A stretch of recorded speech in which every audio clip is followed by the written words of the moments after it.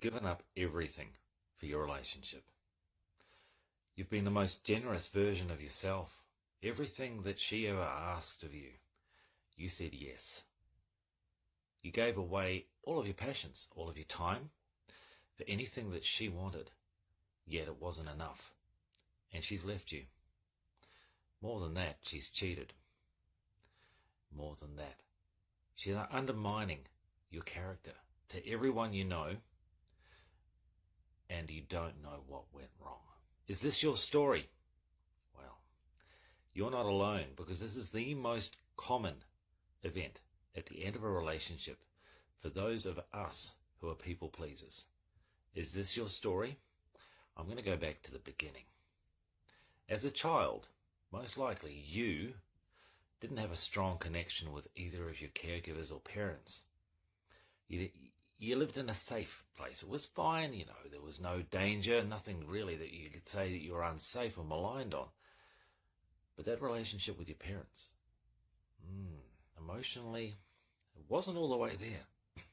You couldn't express yourself the way that you wanted to. You felt like it wasn't quite safe enough just to say, this is me and I don't care what anyone thinks. Maybe it was Dad's way or the highway, You didn't have an opportunity to have a say. You just did whatever you were told. Does that sound familiar? Maybe you had to perform some emotional gymnastics between your parents. One was kind, the other one was hard. As a child, that really screws you up. At any point when a child is not authentic to themselves and has to adjust immediately, it's telling yourself subconsciously that whatever you are isn't good enough. And you carry that forward. And guess what happens? Anything that we experience in our life that we survive becomes a pattern that we recognize as one we survived. Doesn't mean it's a good experience. It just means it's one we know and we're familiar with it. We take that experience and we move forward and we connect with someone else in our life that's similar because it's familiar to that parent. Someone who's dismissive, someone who doesn't really allow you to have an opinion. And you feel drawn to that. At the beginning it seems okay. They want to take, you want to give. Seems natural, seems to work. What happens though is any woman, when they push you as a man, they want you to push back.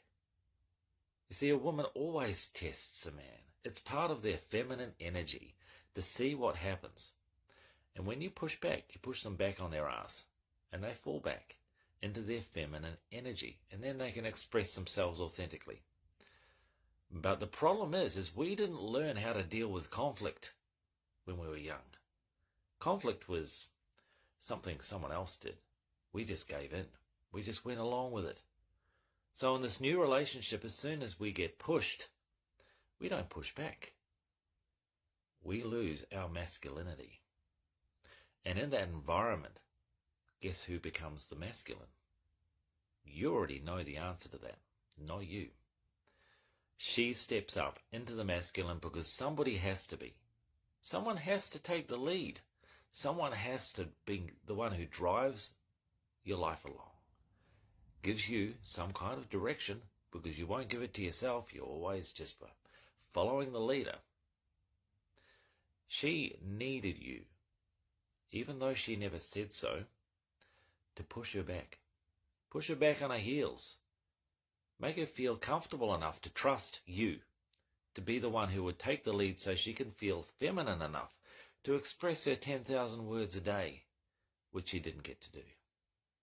So that you can give some direction for the family, so that she didn't have to. Period of time goes by, animosity. You have lost every part of your identity because everything she's pushed you on, you've gone yes. And you think you've done the right thing. And you think it's all her fault when she gets upset. What you've missed is that masculinity is necessary from you, not from her. She needs to release it. She's waiting for you to take that lead, but you never do. And then, when she leaves, the reason why she's undermining your relationship is because of vulnerability. She's not prepared for the world to look upon her and see her as the reason why the relationship failed. Subconsciously, she knows she's not the fault. She didn't do everything wrong, but the world sees as if she did, because she became masculine when you couldn't be. She became aggressive when you were unable. Everyone sees what she does, but they don't see what you did or what you didn't do. This is hard-hitting, and I'm telling you a story. The only way to overcome this is to find your self-worth, because you couldn't find boundaries in that relationship. You couldn't find your self-worth. You couldn't treat yourself well. You just gave yourself away when you needed to find yourself and be a man who carried emotional wisdom, who isn't afraid of being firm. I was that man. I'm telling you my story. I destroyed my relationship because I couldn't be the one she needed. And although she turned it around with lies, manipulation, because she couldn't be the one who could be the one who failed the relationship, she undermined my character, turned everyone against me, including my own children. Am I telling you a story? Because it's mine too. There is an answer to that. Do I appear to be a man without masculinity now? No. When I get pushed by a woman, I can push back at the same time as being vulnerable and say, yes, I take responsibility for what I did wrong there. But don't worry, I got this. And you can just about hear the female hormones starting to rush when you say those words. When you take responsibility, but at the same time, don't lose your masculinity. You can be vulnerable, but strong at the same time. It's an art that you form. At the same time, it's finding your authentic self. The self that you don't even remember. It's been so long. When you were a child, you might have felt confident, you might have felt happy. But you put yourself in an environment where you have to lead and you can't do it.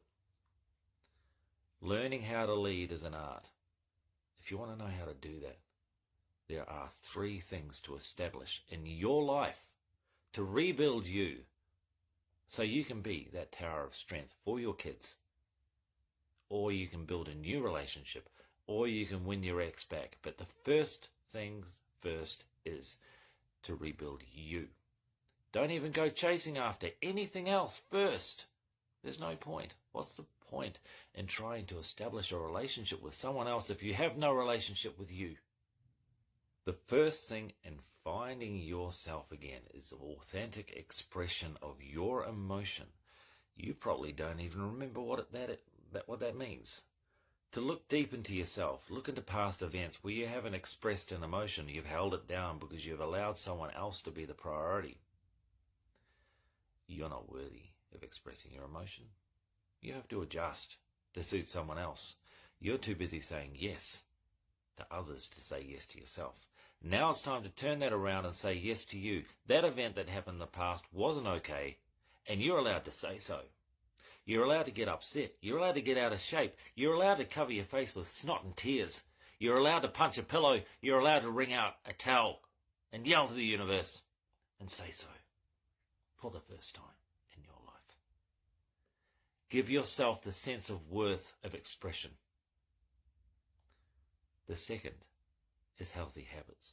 Do you understand the way that you treat yourself is like a user manual for you, because everyone's watching the way you treat yourself. You want to attract high-value people, high-value partner. You want to repel toxicity, narcissism. Then start treating yourself like you deserve it, giving yourself a date with you. Even though you feel lonely when you are alone, you still start to do it, forming that habit neurologically that you deserve time for yourself. You'll start to like it after a while. That's the way neurological patterns work. You can look at my other videos to see how repatterning works. There's in lots of them. Healthy words, instead of using negativity, learning how to frame things positively. You can say just about anything in a negative way and turn it around and make it positive. When you do that, you become attractive, not reactionary. You're not unrelatable, attractive. The third part is healthy boundaries and meeting your own needs, understanding that your emotions are yours. If you want your emotional needs met, you can't hand them to another person and hope that they honor you. Here, have my emotions. I'm depending on you to make me feel good. Depend on yourself. You're the only reliable person in your entire life that will never let you down unless you choose to. You're the one who has control over you. How do you do that? Okay, so I go to the gym 6 days a week. That's a need that I have in my life. I don't let anybody encroach on that need. No matter what, I do it.